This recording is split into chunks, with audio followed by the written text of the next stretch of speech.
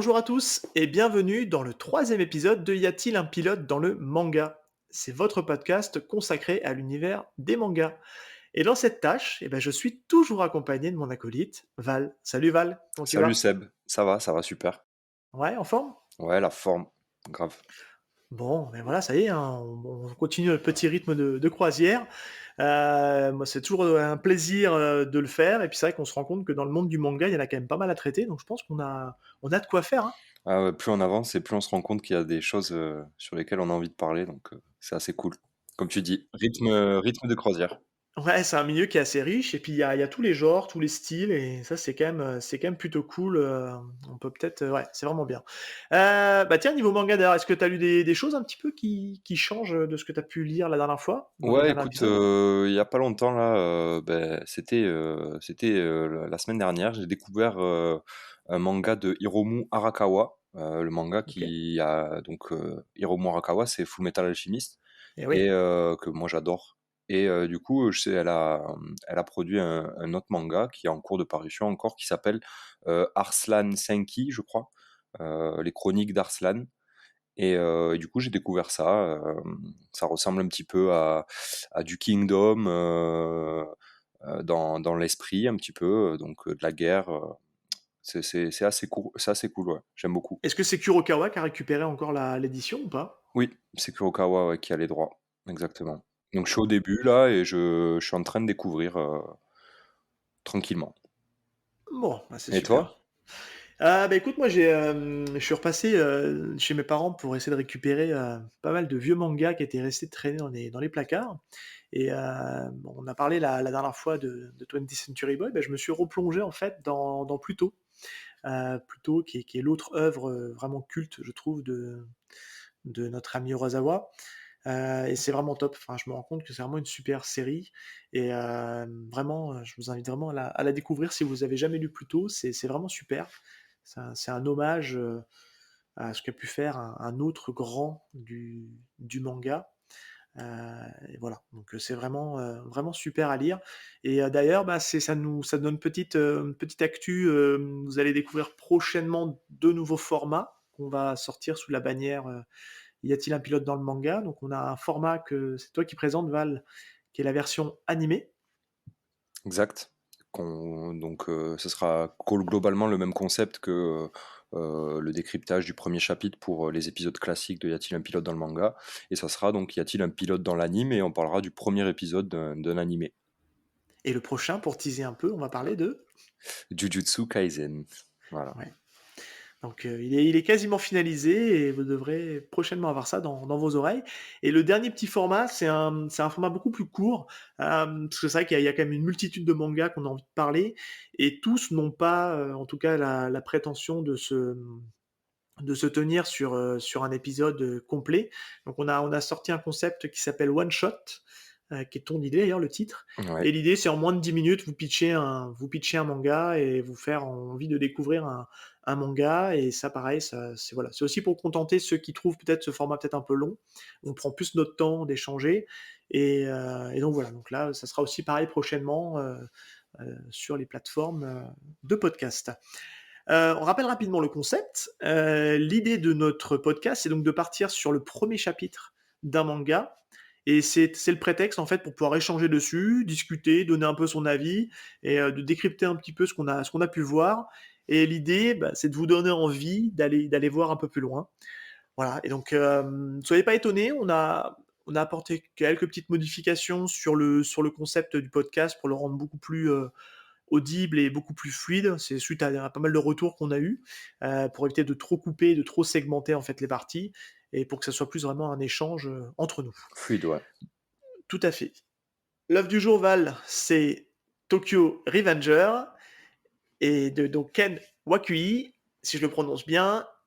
Et si tu veux bien, on se lance dans cette œuvre, particulièrement savoureuse. Yes. Alors, donc la présentation de Tokyo Revengers. Donc Tokyo Revengers, c'est un manga shonen publié, prépublié dans le Weekly Shonen Magazine.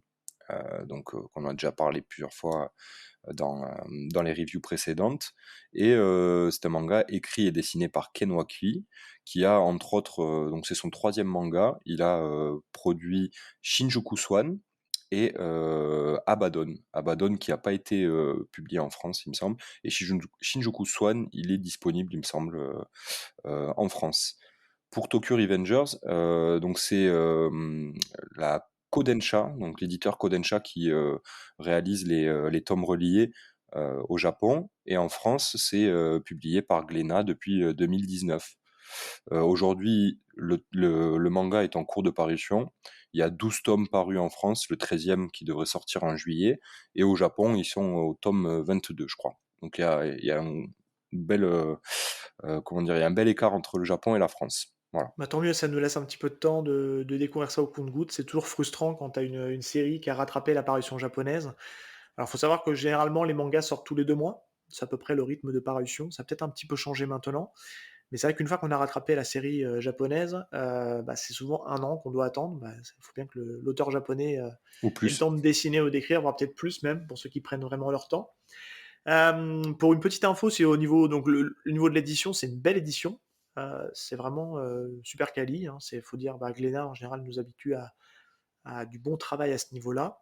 Et il faut savoir que bon, c'est une série qui a bien marché. Je crois qu'au niveau mondial, on est à peu près à 6 millions de ventes, il me semble. Je m'étais renseigné là-dessus. Et tu vas en parler juste après.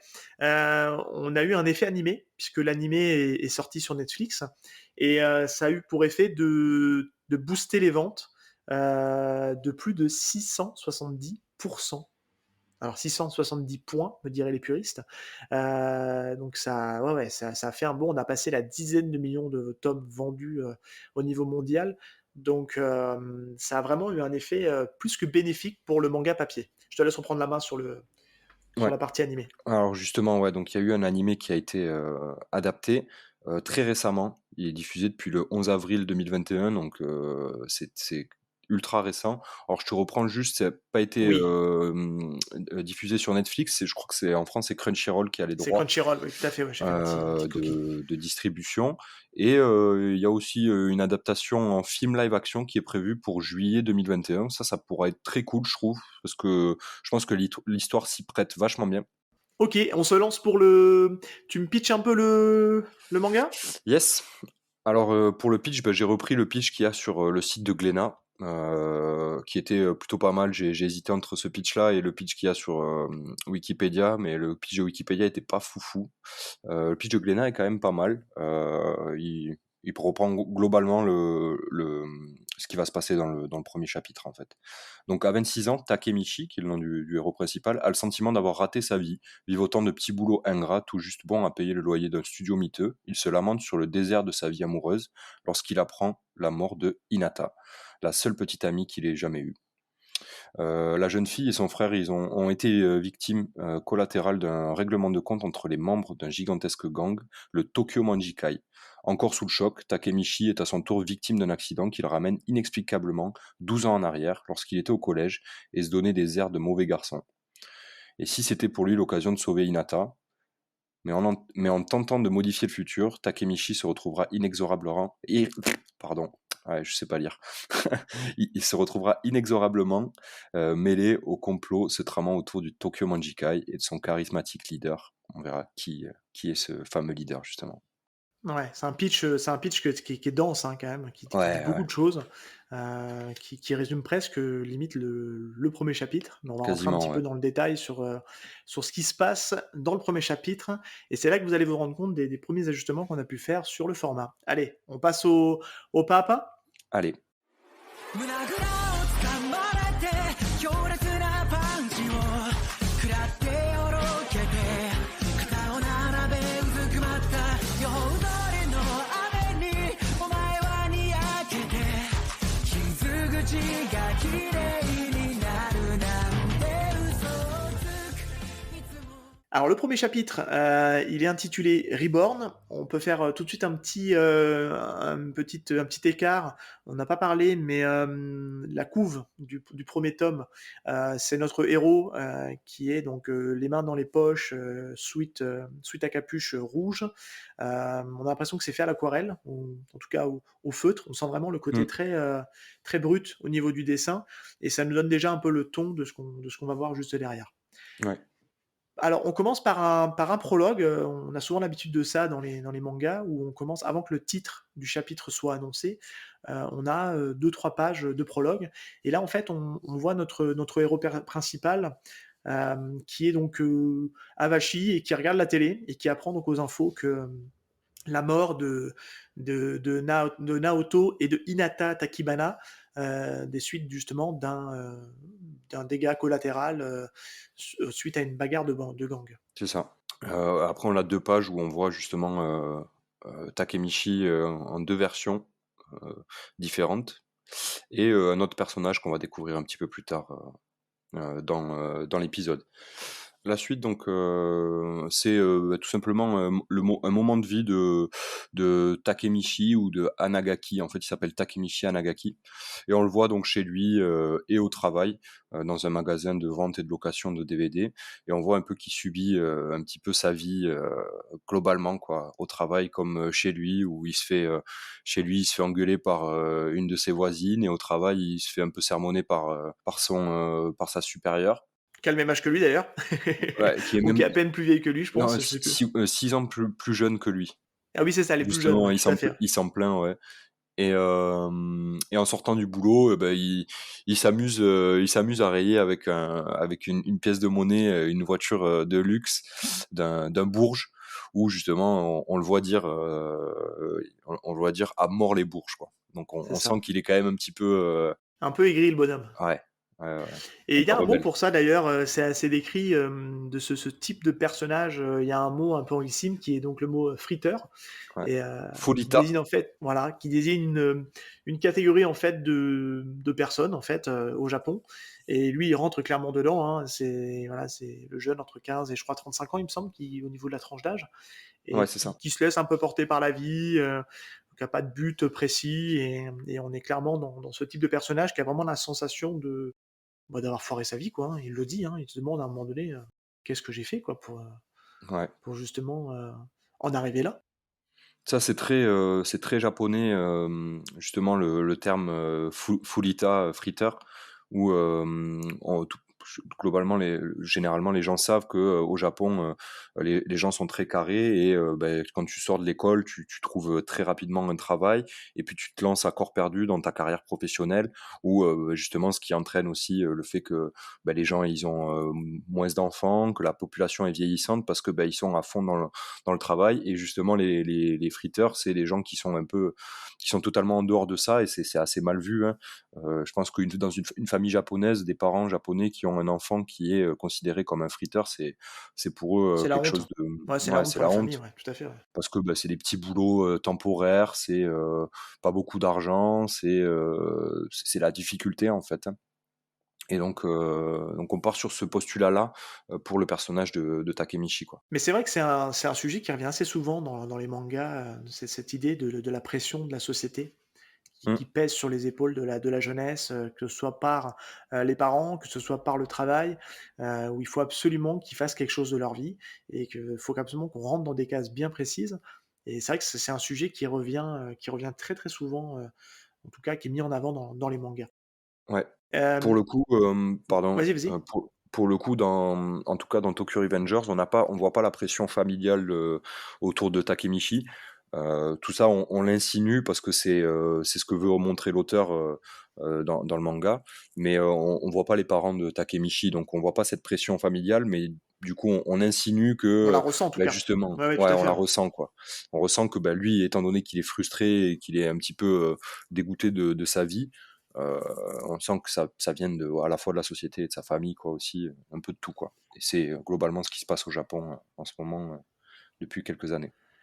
Ouais, donc la scène suivante, bah, il sort de son boulot, après avoir rayé la voiture, il file sur les quais du métro et tout en se lamentant sur sa vie, sur ce qui sur ce qu'il a loupé et là, ben, il tombe sur les rails, on a l'impression qu'il est je sais pas, il y a quelque chose qui le pousse sur les rails, hein, ça fait presque mystique un peu, surnaturel. Il tombe sur les rails et il est sur le point de se faire écraser par le métro ou par le train. Je ne sais pas ce que c'est exactement, si c'est le train ou le métro, mais il y a beaucoup de trains au Japon, donc je suppose plus que c'est un train. Et là, je ne sais pas pour toi, mais cette scène, moi, direct, ça m'a fait penser à Gantz, au manga Gantz. Ah, je suis totalement d'accord. J'ai pas lu Gantz, mais j'ai lu, le début de Gantz et ouais, c'est exactement la même chose, quoi. Le mec qui se fait pousser, et puis oui, c'est grave ça, quoi. C'est hyper la référence, elle est, flagrante. Et on verra que c'est l'élément déclencheur qui fait que le personnage va partir, va retourner dans le passé, puisque c'est tout le propos du manga. Et c'est aussi l'élément déclenchant pour Gantz, où les personnages se retrouvent en fait dans une dimension parallèle. Et voilà, ils sont amenés. Voilà, on aura peut-être l'occasion un jour de parler de Gantz, mais c'est un manga assez perché, on va dire, qui est dans une atmosphère vraiment très bizarre, mais qui est vraiment cool.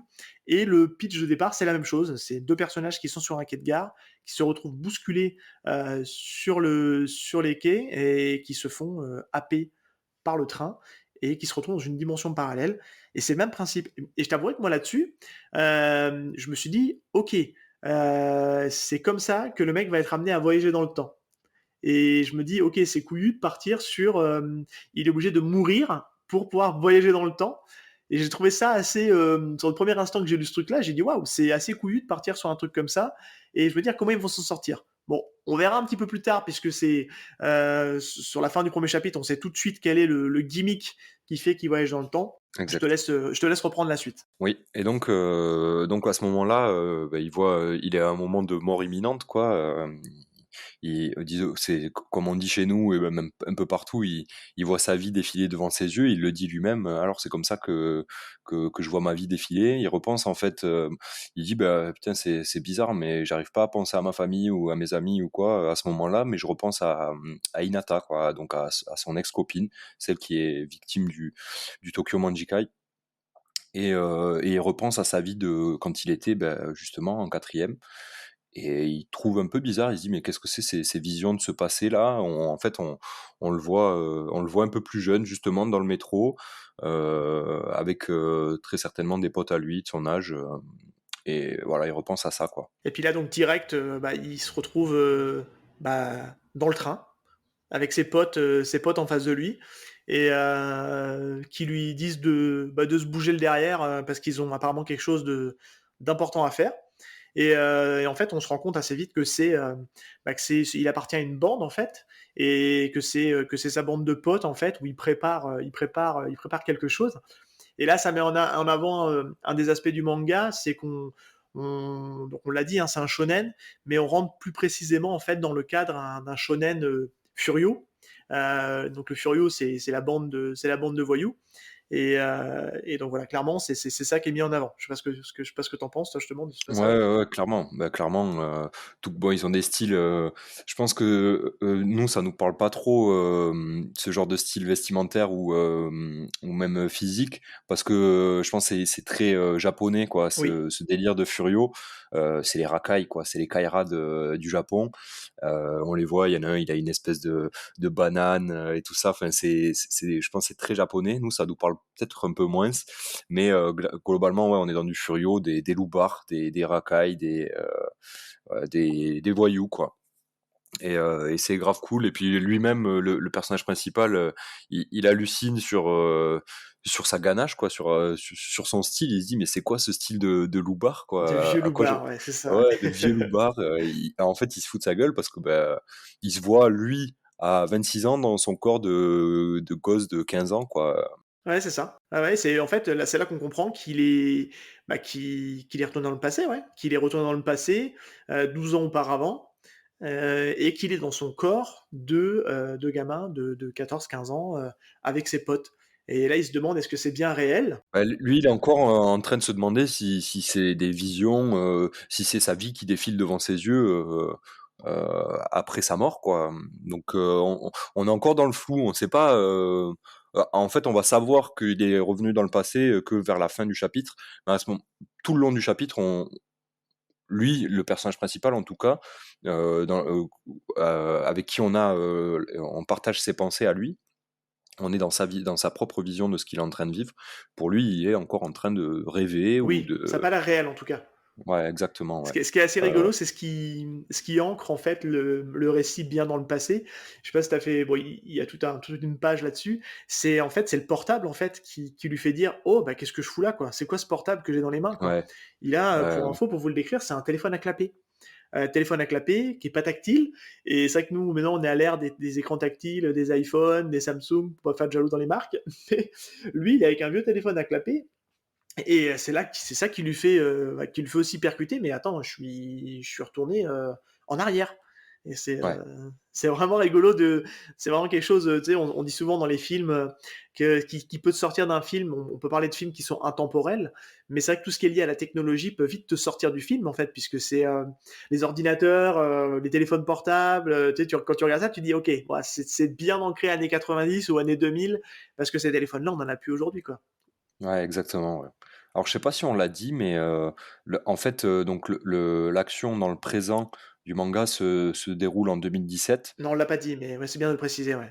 Et donc, quand il revient dans le passé, c'est en 2012, donc en 2012, pardon, en 2005, Oui, 12 ans auparavant. oui, oui, c'est Voilà. ça. Et donc en 2005, ben ouais, téléphone à clapper, tout ça, quoi. C'est ce qu'on a, Ce c'est ce qu'on qu'on a a tous connu. connu, hein. On a clairement cette génération-là. Donc là, bah, donc avec ses potes, bon, pour continuer dans le déroulé, ils décident de se rendre à un lieu de rencontre et on comprend qu'en fait, ils vont aller se la mettre, hein, ils vont aller se bagarrer avec une bande rivale. Et donc ils préparent un petit peu leur coup. Et ce que moi j'ai retenu en tout cas de ce passage-là, c'est que a priori, c'est grâce à son cousin en fait qui est dans une autre bande, enfin qui est un peu haut placé dans la bande dans laquelle ils veulent intégrer, qui leur a dit oui c'est bon vous pouvez y aller, vous allez pouvoir vous les faire. Et là bah, clairement en fait ils se retrouvent vite confrontés à des mecs qui ont l'air beaucoup plus vieux et beaucoup plus stuff qu'eux. Et on sent tout de suite qu'ils vont se prendre une méga branlée en fait, hein. Ouais, ouais, ouais, puis le personnage principal, on voit il se chie dessus, hein, et il Ouais. a peur, il s'est pas battu depuis très longtemps, il dit: «Ouais, ça fait 10 ans que je me suis pas battu». Il se cague quoi, hein, clairement. Et ouais. Ouais, ouais, ouais. Et puis alors, pour le coup, voilà, on parlait du Furio un peu avant, on expliquait ce que c'était le Furio. Les mangas Furio, c'est aussi, bah, de la baston, quoi.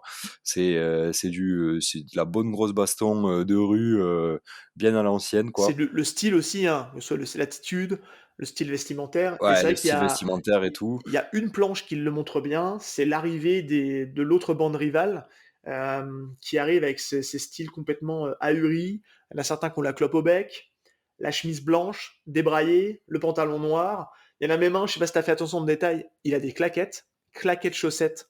Déjà en 2005, c'était stylé de mettre de la claquette chaussette. Ah putain, j'avais pas vu, mais T'avais pas ouais, vu le point putain, de détail? là, Le personnage qui est complètement à droite, ouais, qui a je le viens de voir, sourire un ouais. peu très pervers là, qui le regarde, il est en claquette chaussette, hein. Et Énorme. c'est assez rigolo de le souligner. Et eux, enfin, je trouve qu'ils schématisent, en tout cas, ils caractérisent vraiment le style Furio. Et là, tu te rends compte qu'ils jouent pas dans la même cour, quoi. Et clairement, ils se prennent une grosse branlée. Enfin, vraiment, il le Ouais. dit même, on s'est fait massacrer. On va se faire massacrer, parce qu'en fait, du coup, Takemichi, revient, enfin, se souvient, vu que lui, dans sa tête, son esprit, c'est, 12 ans plus tard. Donc, ce moment-là, il l'a déjà vécu. Et donc, petit à petit, il se souvient un peu de ce qui s'est passé ce jour-là et il dit: «Ah ouais, mais attends, mais en fait, on va se faire massacrer». Parce que, au final, dans l'intrigue nous dit que Masaru, le cousin de Takemichi, est censé être le chef de la bande, de cette bande-là de mecs. Mais en fait, Takemichi, lui, il va se souvenir que Masaru, il l'a juste enfumé en lui disant: «Ouais, ouais, t'inquiète, c'est moi le chef». Il s'était un petit peu jeté des fleurs, sauf qu'il se retrouve que Masaru, son cousin, c'est leur souffre-douleur, quoi. C'est leur sous-fifre. Ouais, il a un peu enjolivé sa vie, puis sa place dans le gang, quoi. Ouais, il se l'est pété devant son cousin. Je sais pas si ça se dit, ouais, il se l'est pété, ouais. Il a fait un peu le beau et en fait, ça va leur coûter une branlée monumentale, quoi. Ouais, ce qui est intéressant, c'est que juste après, le fait qu'il se soit pris une branlée, en fait, on a une sorte de, ça fait un peu, voilà, un plan, où il y a plusieurs cases, en fait, qui fait une sorte de résumé de sa fin de vie des lycéens jusqu'à aujourd'hui, où il explique qu'en fait, suite à ça, il a mis fin à toutes ces conneries, en fait. Il s'est pris un appart, il a commencé à bosser et puis après il s'est laissé porter par la vie et c'est vrai qu'il s'est éloigné assez rapidement, en fait, ça lui fait prendre conscience de pourquoi il s'est éloigné de tout ça. C'est justement parce que tout ce côté, bagarre, sans sens, sans aucun but, ça lui a dit: «Voilà, ça ne mènera à rien dans la vie». Sauf qu'aujourd'hui, ben, c'est un peu le cercle vicieux. Il est toujours à un stade où il sait pas quoi faire de sa vie et qu'il prend vraiment conscience de la vie de merde, ça vient renforcer ce propos qu'on avait au début du récit, juste avant qu'il tombe sur les rails, quoi. Ouais, il continue à s'apitoyer sur son sort parce que, ben lui, il connaît la suite de ce qui s'est passé après ça et il se dit: «Ah bah, putain, OK, ouais, c'est comme ça que j'en suis arrivé là, quoi». Il y a une petite chose que je voudrais dont on parle, que j'aimerais parler, qu'on a oublié, c'est qu'on apprend qu'en fait cette bande de racailles là, ils sont affiliés au Tokyo Manjikai. Justement, le gang qui, 12 ans dans le futur, ont tué, entre guillemets, ou ont eu comme victime collatérale, Hinata Tachibana et Naoto Tachibana. Et donc on apprend que justement, le gang de Takemichi, la bande de Takemichi, va être les sous-fifres, les larbins de ce groupe qui est, affilié au Tokyo Manjikai et donc justement on a une planche où il dit: «Bah vous allez bosser pour, le Tokyo Manjikai quoi, vous allez être des soldats du Tokyo Manjikai». Ah ouais, ça c'est vrai que c'est juste avant le petit constat sur sa vie et il y a une illumination quand même, parce que mine de rien, il y a pas que des choses négatives, parce qu'il y a quand même un point qui fait que c'est quand même des bons souvenirs pour lui, bah, c'est Hinata.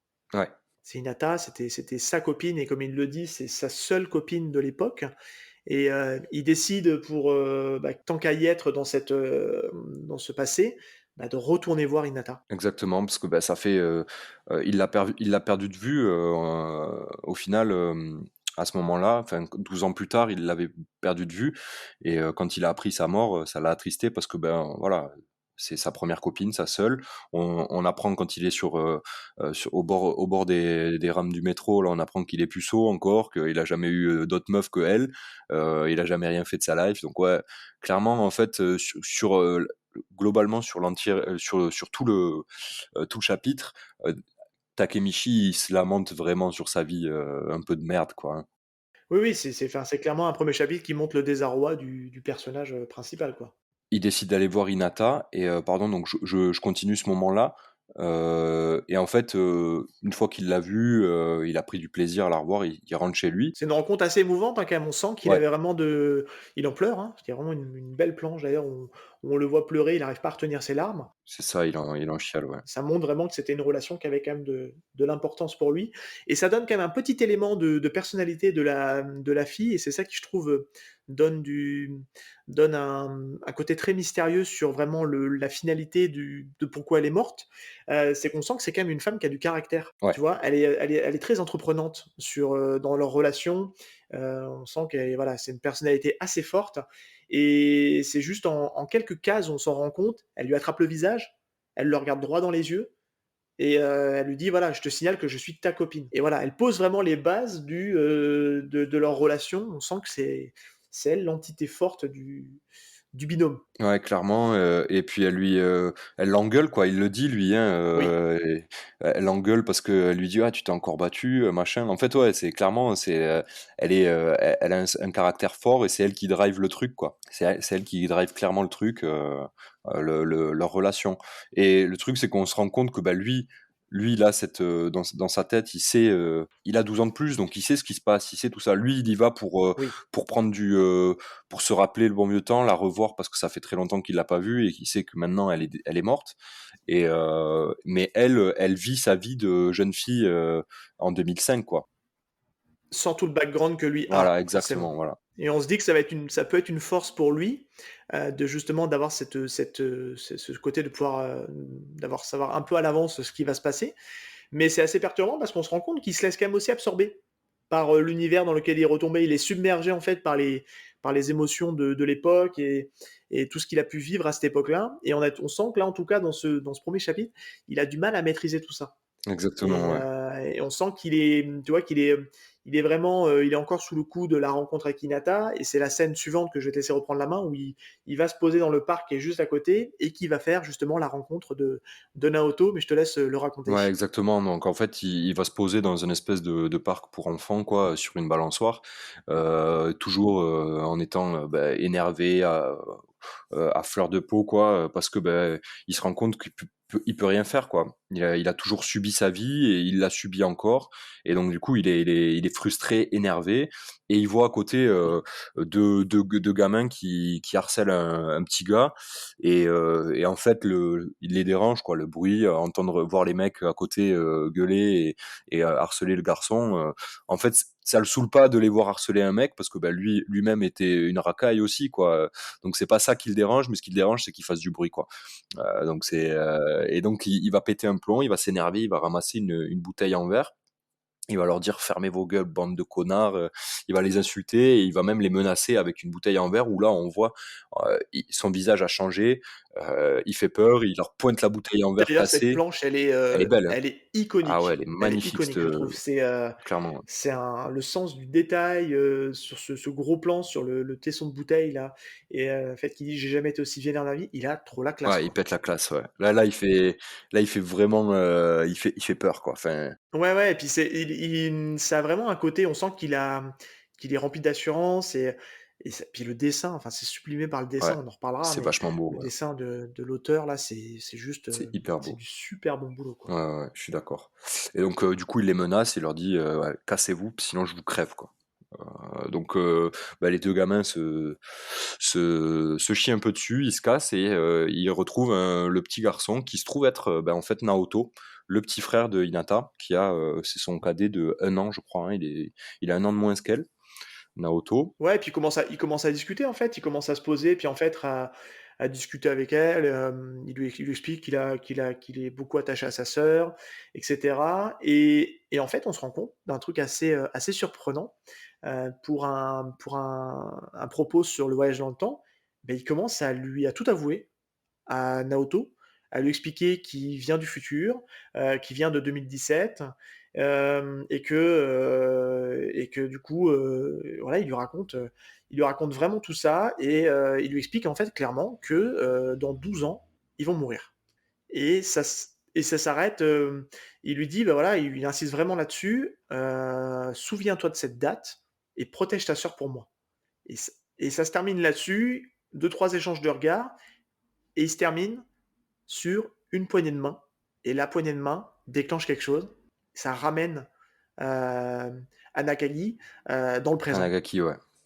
Anagaki, pardon, dans le présent, où il est en fait à la salle, dans une salle de comment dire? On va dire, il est dans la salle de soins et là, il rencontre une mystérieuse personne qui est la personne qui l'a sauvé et qui est Naoto. et ouais, Justement, Naoto, qui était censé être mort. Du coup, en fait, Naoto, meurt avec sa sœur, on l'apprend au début du chapitre et il se trouve que là, Naoto est aussi âgé, donc du coup de 25 ans et il lui explique que, il est devenu, lieutenant de police, que, en fait, il est devenu lieutenant de police depuis qu'il lui a dit ça il y a 12 ans. ça a eu un impact. C'est là où on se rend compte, on commence à voir les mécaniques en fait du manga, c'est que les actions que peut avoir, le personnage donc de d'Anagaki, a un impact sur le présent. Exactement. Il lui a dit: «Le 4 juillet 2005, tu as changé mon destin, tu as voyagé dans le temps» et en fait, c'est là quoi, comme tu dis, on se rend compte qu'en fait, Takemichi, il a influé sur, le présent, et non pas sur le futur, mais sur le présent en revenant dans le passé Dans le passé, ouais. et il lui dit justement Naoto et c'est là que le manga, le chapitre pardon se clôture. Il lui dit, «J'ai tout essayé, pour, sauver Hinata, du Tokyo Manjikai».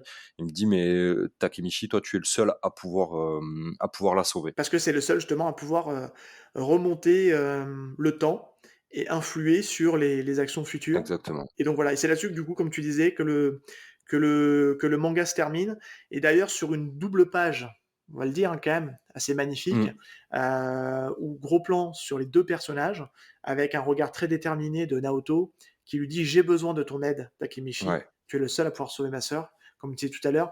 Il faut vraiment insister sur ce plan vraiment, encore une fois, iconique du manga et c'est là-dessus que d'ailleurs se termine donc le premier chapitre comme tu le disais. Qu'est-ce que tu en as pensé de ce premier chapitre, de manière globale? Ben moi, j'ai beaucoup aimé. Alors, je pense que tu vas nous le dire, mais il est hyper dense. C'est assez long comme, 1er chapitre. Pour le coup, on a lu, d'autres mangas et parfois c'est quand même beaucoup, beaucoup plus court. Donc celui-là, il est très Bah, à dense. titre de comparaison, juste pour apporter la petite précision, le premier chapitre de Tokyo Revenger fait une soixantaine de pages, voilà. Pour info, One Punch Man qu'on a lu à l'épisode 2, 20 pages et 20th Century Boy qui est dans un autre genre avec un peu plus de récit aussi, 36 pages. Donc on est vraiment sur une exposition où l'auteur a besoin, de poser les bases de son récit et il s'est pas limité. Il a fait 60 Ouais, pages. c'est assez fou, hein. Ouais, on a vraiment une exposition, complète, quoi, et bien sûr que ça donne envie de savoir parce qu'en fait, au final, à la fin de ce premier chapitre, on sait pas, en fait, comment, Takemichi, revient dans le passé. On lui dit que, maintenant, il est le seul à pouvoir sauver Hinata parce que, ben, il peut remonter dans le temps, il fait des sauts temporels, mais on sait pas comment ça fonctionne ni rien encore, donc on a envie de comprendre et surtout, on a toujours ce mystère du Tokyo Manjikai et moi, bon, ben, voilà, Seb, tu le sais parce que je t'en ai parlé. Moi, j'ai commencé à lire, par curiosité et voilà, moi, j'en suis au tome 8 ou 9. Heu, j'ai dévoré le manga, en fait. Il est juste Tu quasiment à jour par rapport à la sortie ah, française du coup presque, alors? ouais, il me manque quelques tomes. C'est juste incroyable. Moi, je me suis régalé à le lire, j'adore, l'histoire, ce que ça raconte. C'est vraiment très, très, très, très cool. Donc moi, je suis un gros fan et j'ai pas regardé l'animé encore et vous savez que moi, je suis un gros fan d'animé, donc je ferai un petit check là-dessus, mais ouais, c'est super. Mais je trouve que moi, c'est un 1er chapitre quand même qui est, je trouve ultra efficace. Franchement, bon, il prend 60 pages pour exposer son propos, mais c'est tout ce qu'on est en droit d'attendre d'un premier chapitre. C'est-à-dire que on a notre personnage principal, on connaît ses motivations, on commence à percevoir un petit peu son caractère. Le propos, il est expliqué. On sait qu'il y a quelque part un gang qui est le Tokyo Manjukai. On a les bases du voyage dans le temps qui sont posées et voilà, sans trop rentrer dans le détail, on comprend qu'il y a une histoire avec la poignée de main. Voilà, on n'en dira pas plus, mais ça va se jouer autour de ça. Il y a une connexion entre Naoto et le personnage d'Anagaki qui fait qu'il peut être cet élément déclencheur, en tout cas, de voyage en temps, en tout cas, de ce qu'on en sait à l'instant T du premier chapitre, que c'est lui qui lui permet en tout cas de revenir dans le présent. Et moi je trouve que c'est tout ce qu'on attend d'un premier chapitre. Il te pose les bases, il te dit où ils veulent aller, et puis voilà, c'est parti, on se lance, et puis ça donne envie, bah, franchement ça fait le boulot, ça donne envie d'aller voir la suite, Ah ouais. quoi.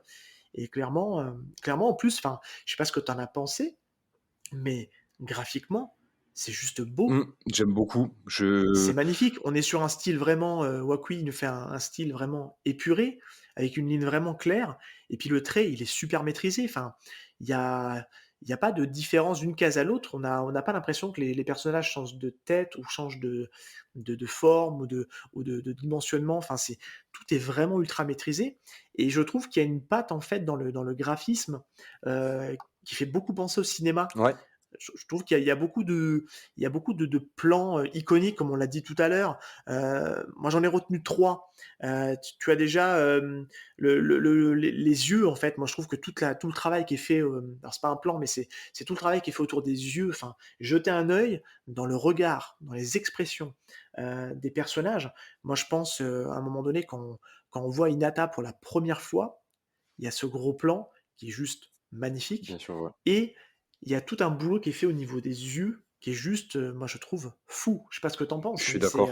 Il y a clairement, alors il y a clairement un truc qui se démarque. Il y a 2 choses qui se démarquent dans ce manga, esthétiquement, sur les personnages. C'est les yeux, comme tu dis, et les cheveux aussi. Parce que si tu oui, regardes, bah oui. en fait, bon, c'est du noir et blanc, hein, mais Takemichi, à 26 ans, il est brun, il a une coupe, assez, banale, quoi, et alors qu'à 13 ans, il est blond, il a une coupe, une espèce. Il est décoloré, hein, clairement, hein. Je pense que c'est le style qu'il veut se donner, ouais. Et dans tout le manga, dans tous les tomes et tout, on va le voir, le style, capillaire. Ça a vraiment il y a quelque chose, quoi. Chaque personnage a limite, presque, un style, qui lui est propre, quoi. Avec, comme tu dis, des décolorations et tout ça. Un des potes de Takemichi, je crois qu'il est rouquin, Atsushi, rouquin, où il a des cheveux peut-être, ou alors un peu violacés, un peu bizarres. Et du coup, ça démarque vraiment, les personnages, parce que je pense que derrière, il y a une volonté de leur donner, un style et une aura qui leur est propre, parce que, bah, justement, dans ce manga-là, il y a une exposition et un nombre de personnages qui est genre délirant, quoi. Donc forcément, il faut jouer sur la caractéristique physique et graphique du personnage Pour pour qu'on qu'on puisse les arrive à les reconnaître. identifier, Et ouais. ça, justement, c'est peut-être quelque chose c'est peut-être un petit bémol que je mettrais, parce que bon, comme j'ai lu, un peu la suite, j'ai vu beaucoup de personnages, et entre les noms, des persos, où, bah, déjà les noms japonais, c'est assez difficile, je pense, pour les gens occidentaux. Ouais, retenir tous les noms, ouais, c'est pas C'est toujours pas évident, c'est ouais. pas évident. Puis il y a une histoire aussi tu sais, au Japon, quand ils appellent quelqu'un, ils l'appellent pas par son prénom, mais ils l'appellent par son nom de famille. Et s'ils t'appellent Oui, par ton prénom, c'est que vraiment c'est quelqu'un de proche, quoi. Genre tes parents, ils vont et t'appeler, intime, ouais. Valentin, ou Seb, tu vois. Et tes potes, ils vont t'appeler, par ton nom de famille, quoi. Et là, donc on sait pas si son prénom c'est Takemichi ou si c'est Anagaki. C'est les deux. Et pareil pour tous les autres personnages. Euh, Je pense que c'est le prénom, c'est Anagaki, puisque tu a penses? priori, vu que, ouais, je pense parce que clairement, Hinata l'appelle Anagaki et lui il l'appelle Hinata. Et comme ils ont une relation de Hmm. couple, je suppose que c'est plus intimiste. Ok, Donc à ok, mon avis, Anagaki est le prénom. ok. Et t'as oublié un truc aussi, c'est que on l'a peut-être pas encore vu, mais il y a tous les suffixes aussi qu'ils peuvent rajouter, les senpai, les kun, les sensei. Bon, sensei, il y en aura pas, mais c'est vrai que ça aussi, mine de rien, c'est une particularité des mangas, c'est avec on donne un grade en fait à la relation qu'on a entre les Ouais. personnages. Mais je te rejoins, hein, c'est vrai que le côté nom des personnages n'est pas toujours simple. Je pense d'ailleurs c'est peut-être un point qui fait que c'est pas toujours qui rend le manga de manière générale facile d'accès. Ouais, je suis Tu vois, je, d'accord. je pense à des trucs, un manga très connu de la pop culture qui est donc Olivier Tom, rien à voir avec son parle, mais moi je sais que ça m'a perturbé parce que j'ai beaucoup connu l'animé avec les noms français, Olivier Hatton, Thomas Price, voilà, tout le monde connaît ces noms-là. Et quand je suis passé en japonais, c'était un peu perturbant au début parce que c'était les Tsubasa, les Wakabayashi, et c'est vrai que c'est pas évident, je trouve, on est francophone nous, et c'est vrai que c'est pas évident toujours de s'y faire avec les noms. Je veux juste faire une précision pour te rejoindre sur ce que tu disais sur les cheveux. Je sais pas ce que tu en penses, mais moi je trouve que le boulot est quand même assez dingue sur le côté style, mais on a cette impression, on est pourtant sur un manga papier, un côté vivant. Tu trouves pas au niveau des Grave. cheveux? Non, mais Il y a l'impression qu'ils sont animés en fait. franchement, Il y a un tel boulot qui est fait dans la couleur, dans les nuances de gris, de noir, c'est dingue. ah ouais, ouais. Je suis même étonné qu'on connaisse pas, autant, Ken Wakui, parce que c'est quand même hyper étonnant enfin, moi, je m'attendais pas à Il y ce a que un ça soit, niveau, ouais, ouais, il y a un niveau de le fou, ouais. niveau, il est quand même Ouais. assez ouf, hein, c'est beau, hein. Alors Ken Wakui, les 2 mangas dont j'ai parlé au début pendant la présentation de l'œuvre, c'est des seinen. Là, c'est son premier shonen, qui s'adresse à une population donc un peu plus jeune. Mais ouais, il est super fort, comme tu dis, c'est hyper vivant. Et même, les regards, des persos, la ma quand Takemichi pleure, ou la peur, ou l'énervement, en fait, les expressions faciales sont hyper, reconnaissables, et vachement réalistes, je trouve. Donc Il arrive à bien faire ressentir les émotions ouais, des personnages. Moi, je pense à là, j'ai sous les yeux encore le plan sur Naoto qui lui dit qu'il a besoin de son aide. Bah, il n'y a pas besoin de lire la bulle en fait, hein. On le voit dans son visage qui caractérise la détermination du personnage à vouloir absolument sauver sa sœur. ouais. Et c'est vrai que ça là-dessus, il y a un boulot au niveau du visage. On parlait des yeux tout à l'heure, des cheveux. Je trouve qu'il a fait un taf au niveau du visage des personnages. Enfin, je sais pas quelle aura il a. Bon, après, le manga a cartonné, hein, il est adapté en animé. Il a passé les plus de 10 millions d'exemplaires au niveau mondial. C'est un manga qui a du succès, et je pense que c'est en partie grâce à son dessin, et qui est d'une qualité, moi je trouve, de haute volée. On parlait de l'auteur dessinateur de One Punch Man, qui était un des plus talentueux. Je pense que Wakui fait aussi partie de cette peut-être nouvelle génération, je sais pas quel âge il a, de dessinateurs, à avoir vraiment beaucoup de talent, et qui apporte, je trouve, un vent de fraîcheur quand même malgré tout aussi au style shonen. Ouais. Je suis totalement d'accord et d'ailleurs, bah, pour continuer un petit peu et clôturer la partie sur l'auteur, en fait, ce qui est marrant, c'est que, son histoire est très liée à ce qui se passe dans Tokyo Revengers et ce qui se passe aussi dans ses autres mangas. En fait, OK, je me suis renseigné un petit peu sur lui. Alors il a pas de page Wikipédia ni rien et donc il est un peu, tu te dis: «Ouais, pour un auteur, de manga et tout ça, tu es quand même censé avoir, un petit background ou au moins un peu d'infos sur internet». Il y a pas grand chose. Mais de ce que j'ai pu regrouper et recouper comme info, en fait, lui, il a quitté l'école très jeune. Il se trouve que lui-même, c'était un furio, en fait, OK. ce Ken Wakui. C'était un loupard, une racaille. Il a quitté l'école très tôt et il s'est retrouvé à bosser, à être host, donc hôte d'accueil dans un bar à demoiselles À à prostituer, prostituées, voilà, à demoiselles, péripatéticienne. faciles d'accès, quoi. Et en fait, ouais, ils travaillent. Donc, on sait au Japon, il y a des quartiers comme ça, les quartiers roses, les quartiers des fleurs, ce qu'ils appellent, à Shinjuku, par exemple, à Tokyo, où justement, on a bah, beaucoup d'hôtels, je sais plus, il y a un nom, je l'ai plus de tête, donc je pourrais pas vous dire. C'est des Love Hotels, non? C'est pas Ouais, ça? C'est pas les Ouais, Love Love Hotels? Hotel, voilà, exactement. Donc lui, il Ouais, a bossé, dans ces Love Hotels-là. Je crois même qu'il a été scout. Donc scout, c'est les gens qui recrutent et il a notamment, OK. donc son manga dont j'ai parlé un petit peu plus tôt, Shinjuku Swan, parle, justement de la vie d'un scout, dans, ce milieu-là. Donc il sait de quoi il parle, et pour Tokyo Revenger, beh, il sait aussi de quoi il parle parce qu'il a été, bah, furieux, il a été une racaille. Je pense Il qu'il a fait partie d'une petite gang au lycée, Ouais, quoi, un petit voilà, gang au on lycée, parle ouais. de Ouais. dans le chapitre, on en a pas parlé, mais on parle d'un club de motards, gang de motards. Au Japon, en fait, chez nous, ça fait un peu bizarre de dire gang de motards. On imagine les bikers, les Hells Angels, des trucs comme ça. Mais au Japon, c'est très différent. C'est généralement les jeunes qui sont, dans des clubs de motards où ils ont des motos et tout, et ça s'appelle des bosozoku. Et c'est, en fait, un club de moto, des jeunes qui voilà, ils sont à la fois des grosses racailles, et des motards, quoi. Voilà.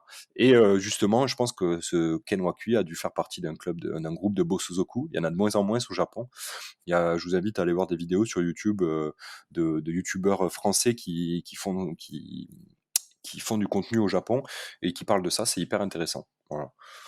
Et c'est bien que tu parles, justement du fait que ça soit un récit qui s'inscrit un peu dans son vécu personnel. C'est vrai que moi, si je dois un petit peu, dans ce que m'a fait penser le récit en le lisant, hem, je vais m'expliquer, mais je trouve que c'est un savant mélange parce que c'est pas toujours évident de faire un peu un wook de plusieurs références et de dire: «Hop, on mélange tout ça et puis bam, on balance et on voit ce que ça donne». Bah, je trouve c'est un savant mélange bien réussi entre du GTO. Alors GTO pourquoi?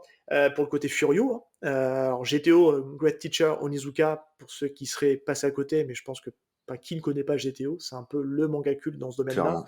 Pour rappel, GTO, c'est un ancien membre d'un gang qui décide de se reconvertir L'enseignement.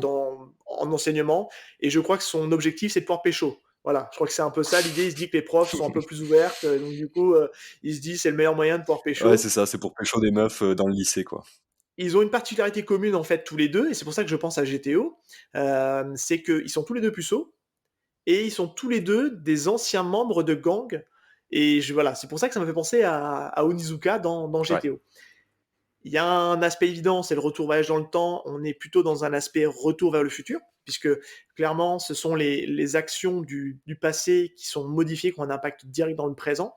Je fais un parallèle tout de suite à Avenger. Pourquoi Avenger? Parce qu'Avenger, eux, ils ont fait le choix des actions du passé, créer une nouvelle timeline. On aurait pu être clairement là-dedans aussi, mais là, je pense qu'on se serait perdu dans le récit. Donc là, vraiment, c'est tout ce qui modifie dans le passé a un impact direct sur le présent. C'est pour ça que d'ailleurs, Naoto et est vivant. encore en vie, Ouais. est vivant et est devenu flic sur les discussions qu'ils ont pu avoir dans le passé. Et le dernier point, peut-être un peu moins connu, mais ça me permet aussi de souligner un peu le travail de cet auteur-là, c'est aussi le concept de quartier lointain. Quartier lointain qui est un manga, alors certains l'appelleraient roman graphique parce que il est fait d'une manière un peu différente des mangas classiques, de Jiro Taniguchi qui nous a quittés il y a pas si longtemps que ça, qui est un super auteur japonais, spécialiste dans vraiment tout ce qui est de raconter, l'humain et les relations entre les humains. C'est très onirique, c'est très poétique et un peu mélancolique aussi. C'est pas toujours simple à lire et Quartier Lointain, ça parle de quoi? Bah, ça parle d'un adulte en fait, qui est, dans les affaires, qui est embarqué en fait dans sa vie de tous les jours et qui se retrouve à retourner dans le passé, dans son corps d'enfant, Ouais, d'adolescent donc et à revivre c'est clairement ça, ouais. et voilà et à revivre tout ce qu'il a vécu, dans le passé, mais via, son corps, d'enfant. Voilà, je vous en dis pas plus, allez le découvrir parce que c'est vraiment un super manga. C'est de mémoire, je crois que c'est en 4 tomes et c'est vraiment dans des éditions un peu particulières.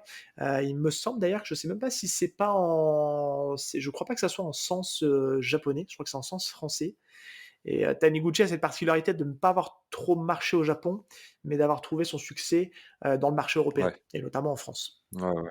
Donc voilà, c'est vraiment un mix je pense que tu as dû le voir aussi Totalement, ouais. de ces trucs-là et je trouve que Quartier Lointain, clairement dans le côté concept, pour Tokyo Revenger. Ouais. Je sais pas si c'est inspiré de ça, mais en tout cas, ça que ça m'a fait Ah, je penser. te rejoins totalement sur GTO et Retour vers le futur. Quartier Lointain, je connaissais pas, je vais regarder ça. Ça a l'air intéressant. Mais ouais, et je voulais dire aussi par rapport, bah, justement à l'histoire de Retour vers le futur et tout, que moi ça me faisait un peu peur. En fait, Oui, parce que ben on sait tous, les gens qui aiment les récits qui parlent de retour dans le passé, de voyage dans le temps et tout ça, on sait tous, on tombe vite sur les écueils, ouais. hein, dans ces récits-là, hein. Déjà, il y a très souvent comment on dit, des choses, Des des incohérences? incohérences exactement de Ouais. récits, bah, tout simplement parce que nous, on a une vision temporelle qui est linéaire, et donc du coup, on peut se dire ah ouais non mais attends c'est pas logique, c'est pas logique, et je me suis dit en fait Wakui il va se tirer une balle dans le pied en faisant ça quoi. Et au final, en fait, ça va. Disons que les règles qu'il va fixer dans le manga, dans les chapitres suivants, vont être respectées et ils vont garder les mêmes effets, quoi. Donc c'est quand même assez respectueux et c'est pour ça que ça se lit assez bien et c'est pas trop complexe dans l'explication, quoi. Donc c'est assez cool. Bah, le récit est de toute manière est hyper bien aéré. Enfin, c'est vrai qu'au niveau du découpage, ça fait pas comme on le disait tout à l'heure, c'est pas dense, donc du coup, c'est un récit qui est très aéré. On disait les personnages sont quand même bien identifiés. Le concept est posé dès le départ et on verra que le gimmick de voyage dans le temps, il reste assez Mm. simple, de comment il va être amené à voyager dans le temps et on cherche pas à en savoir plus, en fait. Et je pense que l'idée pour vraiment prendre du plaisir à lire ce manga-là, c'est pas de le conceptualiser ou d'essayer de complexifier quelque chose qui ne l'est Ouais. pas. L'idée, c'est il y a un topo de base, c'est, Anagaki qui a cette possibilité de revenir dans le passé, via son corps de jeune et d'essayer de modifier les choses pour pouvoir sauver Hinata. Voilà, c'est clairement le pitch et on aurait même pu en fait, tu as fait un topo assez long d'ailleurs sur le résumé de Glénat. Il y a pas besoin d'en dire plus en fait, il a cette possibilité de voyage dans le passé pour sauver une personne qu'il aimait, point et puis après on se laisse porter par le récit. Mais c'est peut-être un peu moins vendeur, tu vas me dire. Non, non, non, mais c'est bien. Non, je pense que c'est très bien, aussi, parce que, on va très vite se rendre compte qu'il va pas vouloir sauver que Hinata, au fur et à mesure du récit. Et d'ailleurs, Mais oui, ça, c'est aussi un petit bémol, que c'est une réflexion que je me suis faite. Alors, vous allez me dire, «Ouais, beh, Val, tu lu les 10 premiers tomes, et tu t'es pas fan». Si, je suis grave fan, mais c'est vrai que, par exemple, quand vous allez continuer à lire, si ça vous a plu, vous allez vous rendre compte que Takemichi, quand il revient dans le passé, ben voilà, il va essayer d'influencer sur un moment clé, d'avoir un impact sur un moment clé de son passé pour pouvoir voir ce qui se passe dans le futur et changer ça. Et en fait, ça va être globalement toujours la même forme. Tu vois ce que je veux dire? Je sais pas si oui tout à fait, ouais. Moi je vois très bien ce que ça tu va veux être dire. globalement toujours la même chose. Il va aller dans le passé, il va essayer de changer quelque chose pour voir ce qui se passe dans le futur, et puis dans le futur, on va lui dire: «Ah putain, mais en fait ça a changé ça, et au final, il faudrait peut-être que tu changes ça pour pouvoir changer ça», parce que on va voir que son présent, en tout cas, pas son futur, mais son présent, il va changer très souvent. Il va toujours y avoir quelque Oui. chose, de nouveau, et c'est ça qui est intéressant aussi. Ce qu'on peut dire par contre, ce qui n'est pas un gros spoil majeur, mais c'est la mécanique en fait du voyage dans le temps, puisqu'elle est calquée en fait très précisément sur les jours, du présent. Exactement, c'est expliqué dans le chapitre 2 en fait. Il revient jour pour jour. Exactement. En fait, on l'apprend très vite. Dès qu'il si il est on est aujourd'hui le 4 juillet 2017, il va repartir au 4 juillet, 2005 Exactement, et c'est vraiment calé là-dessus et c'est vrai qu'on verra que c'est dans le récit, c'est ce qui permet d'avancer dans la temporalité du présent, en tout cas. J'espère qu'on vous a pas perdu. Mais il va lui demander à un moment donné, le personnage de Naruto va lui dire: «Écoute, ça sera dans 2 semaines qu'il faudra que tu partes, retourne dans le passé pour modifier telle ou telle chose parce que c'est à tel moment qu'il y a eu cette action qui a été menée, qui fait que ça a eu un impact».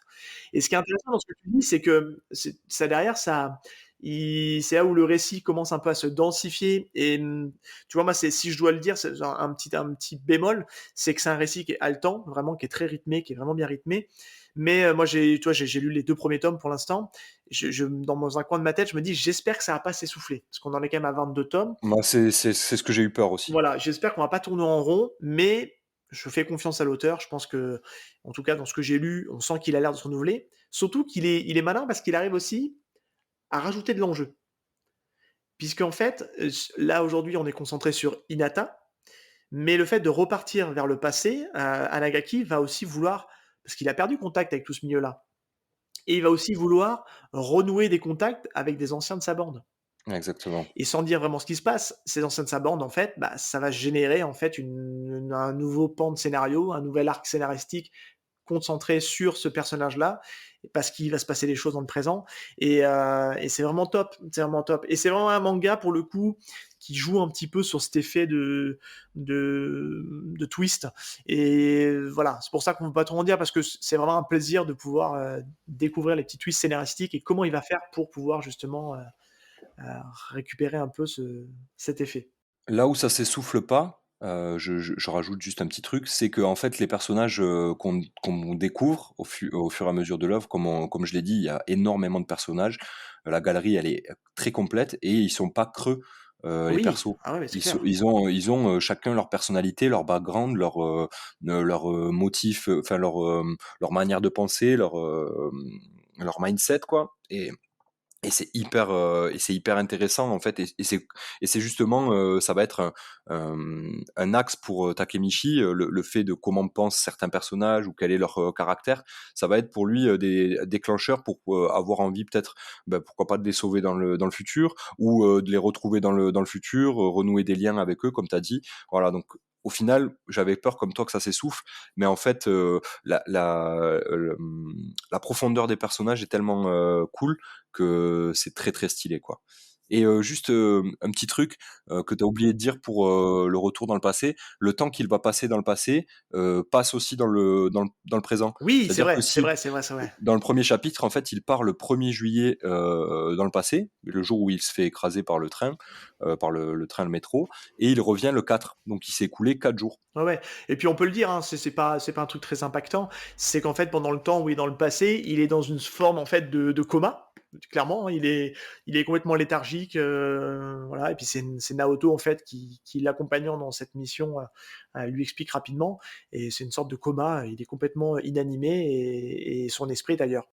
C'est ça, exactement. Mais c'est vrai que je te rejoins, hein, sur la galerie des personnages, sinon, je trouve que il y a un énorme boulot qui a été fait. Ils ont tous leurs propres, caractéristiques déjà physiques, on les reconnaît assez bien, ils ont leur propre caractère et ce qui est assez rigolo, c'est qu'ils sont pas manichéens, tu vois? Ils sont pas caricaturaux, tu te dis: «Ah lui, ça va être le gentil». Ouais, puis en fait non, c'est pas aussi simple que ça et ou le mec, tu dis: «Ah lui, ça va être le gros méchant» et parce qu'en fait, quand tu penses à gang, tu pas forcément une image très positive du gang.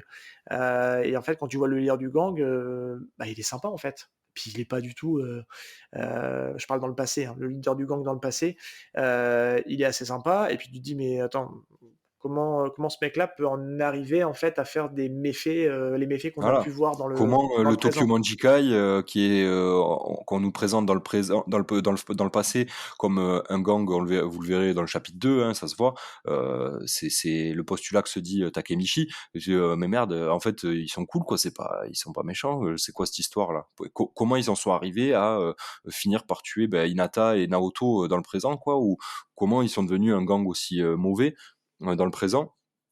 Et c'est toute l'histoire en fait de Tokyo Revengers, au final. Ça tourne tout autour de ça. Est-ce que tu avais autre chose à rajouter, Valentin? Mais je pense qu'on a fait le tour. Ouais, j'ai juste un petit truc à rajouter sur, je sais pas si ça t'a, choqué, mais je sais qu'il y a des gens qui peuvent peut-être être perdus par rapport à ça. Il y a un symbole qui revient très souvent dans, Tokyo Revengers, c'est, un symbole que les gens, qui ne connaissent pas pourraient affilier à une croix gammée, et à la croix gammée nazie.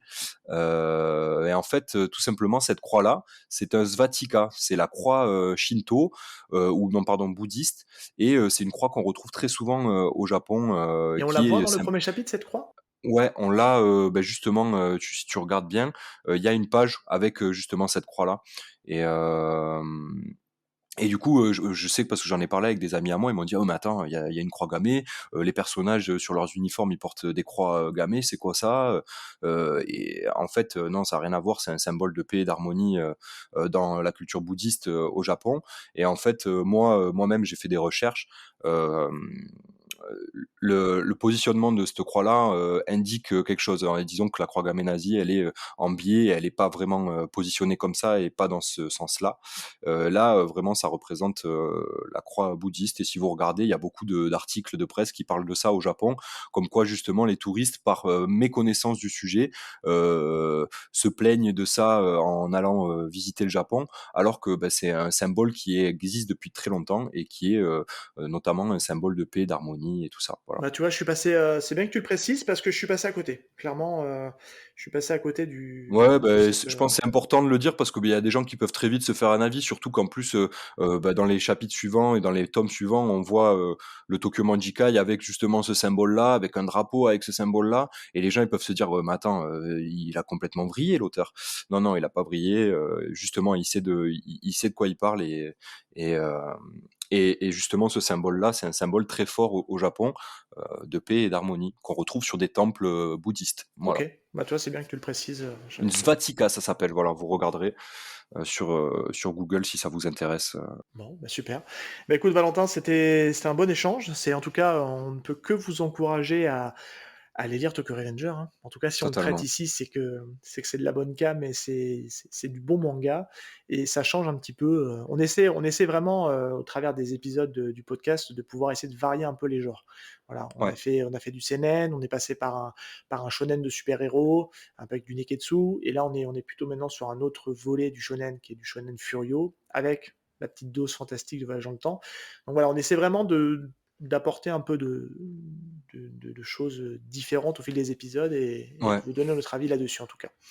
Val, est-ce que avant qu'on se quitte, est-ce que éventuellement tu as une petite recommandation, quelque chose que tu aurais pu voir récemment Je réfléchis, mais non, là, j'ai pas vraiment de recommandations, en particulier. C'est un peu con, hein, mais non, j'ai pas vraiment de recommandations, en particulier. Disons que là, je suis sur les mêmes séries, à part la série que je vous ai parlé au début, Ouais. je suis en train de découvrir là, Arslan, donc je me vois pas la recommander encore parce que j'ai pas assez lu. Mais et globalement, je continue à lire les séries que je vois. J'ai pas fait de découvertes, assez, poussées pour pouvoir les recommander encore. Donc on verra peut-être dans le prochain épisode, si j'ai quelque chose. OK. Et toi? Ouais, alors rapide, hein, c'est juste, une petite découverte assez rigolote parce que c'était un magazine que je lisais quand j'étais enfant et par curiosité, je l'ai acheté parce que le propos était intéressant puis ça collait avec le podcast. Il y a Picsou Magazine qui a fait un numéro spécial Japon et qui revient en fait sur la culture japonaise et la pop culture japonaise et on parle de manga forcément, mais pas que. Et ce qui est assez rigolo, c'est que, tous les récits des BD que vous avez dans le Picsou Magazine sont sur la thématique du Japon et associés. Et vous avez en toute fin, du magazine et là, il faut le lire à l'envers, à la manière d'un manga. Ils ont, fait un récit, en noir et blanc forcément, comme un manga, sur un récit de Donald et ses neveux et c'est vraiment plutôt cool. C'est super bien documenté, c'est, hyper intéressant et je pense qu'il y a pas d'âge, pour lire, Picsou Magazine, hein, même si c'est C'est ciblé c'est pour, le dernier Picsou c'est Magazine? le dernier Picsou Magazine qui vient de sortir, ouais. Ah OK. Qui est sorti en kiosque et qui a un bon gros pavé, hein, quand même. Il y a vraiment de quoi faire et voilà, ça vaut le détour. J'avais envie de recommander ça parce que Ah ça c'est m'a marrant. replongé un peu dans l'enfance, donc c'était plutôt cool. Ah c'est marrant, ouais, OK. Val, on va conclure et vous pouvez nous retrouver, sur toutes les plateformes de podcasts dédiées que sont donc Apple Podcasts, Deezer, Spotify. On est aussi présent maintenant sur la plateforme de PodCloud. C'est là-dessus où le podcast est hébergé. Voilà, après j'ai envie de vous dire, vous nous écoutez là où vous pouvez nous écouter et puis, j'ai envie de vous dire, on se dit à bientôt pour un prochain épisode de Y a-t-il un pilote? Dans le manga. Salut à tous. Allez, bonne journée.